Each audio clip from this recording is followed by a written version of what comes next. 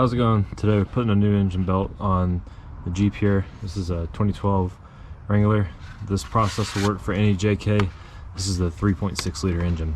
First thing you got to do, it's going to make it a lot easier to access the belt, is to take off the air intake right here. So you're going to need a flathead screwdriver for these two brackets here, and then 10 millimeters to take these two bolts out right here.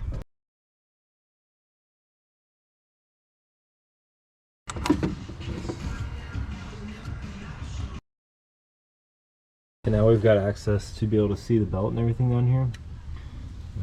This right there is the tensioner. It's a 1/2 inch fitting. So I got a breaker bar hooked up. I'm just going to pull it, and then once it gets enough, I'm going to pull the belt off from right here on this pulley.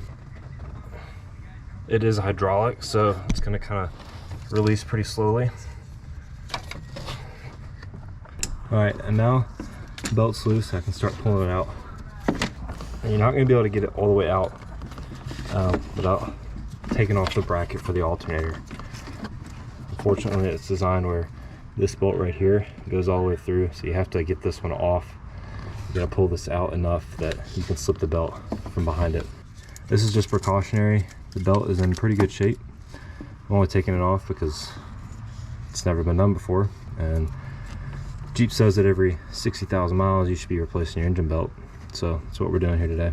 Alright, so taking off the alternator, I'm going to start with 1, 2, 3 bolts here, 13 millimeter, and then 15 on each of these. As you can see, these are some pretty long bolts. There's actually one more bolt down here. That's a 16 millimeter. So that one should release us all the way. Alright, so now the alternator is loose. You can move it around, and that's going to allow you to slip out the belt. I'm kind of struggling with it, but you can see back here on the back, that's what the belt has to get around to be able to come all the way out. Now we got it free. So now to reinstall, I'm going to put it down through here, and then I'll work it through on the bottom. Some of it has to come out on each end. There's 2 tensioners right down here on either side of the alternator.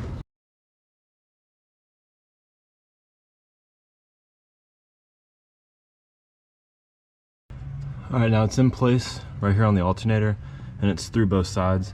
I'm just going to route it around all the other pulleys just to make sure it's in the right spot and everything.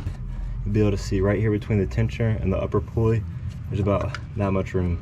And the pulley's got to go between those two to wrap around on the other side.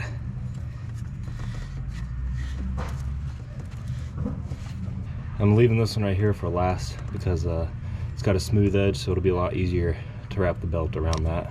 I'll go ahead and reinstall the alternator and get it bolted in.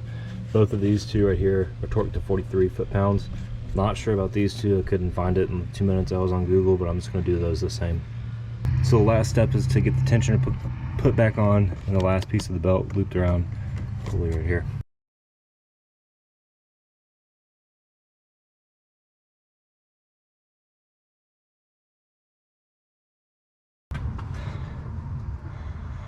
So I had to do some readjustments while the tension was off to make sure the belt is fitting in these tracks on the pulleys.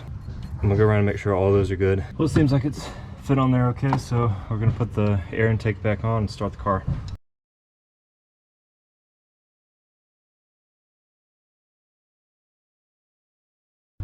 That's all there is to it. It took me about 30 minutes, so as long as you got the tools and everything, you should be good to go. Good luck.